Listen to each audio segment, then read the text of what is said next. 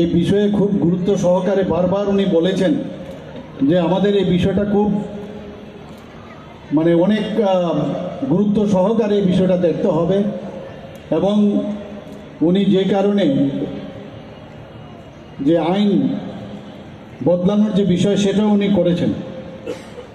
আমরা এখানে safe line foundation যারা এই আমাদের রোড সেফটির বিষয়ে আমাদের কিছু উপদেশ দেন এবং সেইভাবে এখানে আজকে যে এখানে বুকলেটটা আমরা এখানে উদ্বোধন একটু আগে করলাম, তার মাধ্যমে সব কিছু এখানে দেওয়া হয়েছে।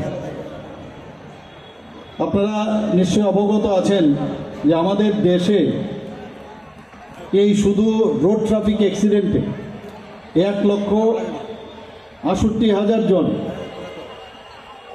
গত বছর মারা গেছে, সেই রিপোর্ট আমার কাছে আছে। এবং 4 লক্ষের উপরেও বেশি লোক ওনারাও গুরুতর আহত হয়েছেন।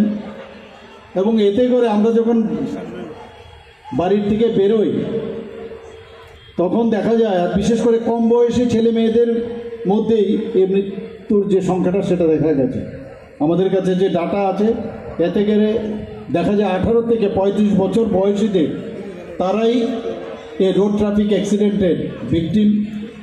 এবং ওরা নিজেরা যে সমস্যা সৃষ্টি যে করে তাই নয়, সমস্ত পরিবারও কিন্তু সেই সমস্যাতে জর্জরিত হয়।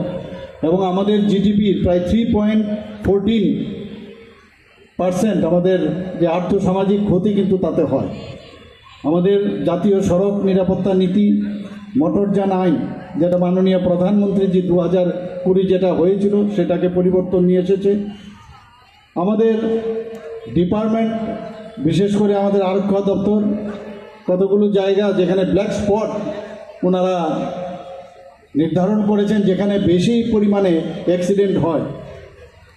এবং তাতে করে সেখানে আমাদের আরক্ষা দপ্তরের মাধ্যমে এবং আমাদের ট্রান্সপোর্ট ডিপার্টমেন্টের সাহায্য নিয়ে আমরা সেইগুলোকে যাতে এখানে অ্যাক্সিডেন্ট কম হয় সেই ব্যবস্থাটা আমরা করেছি।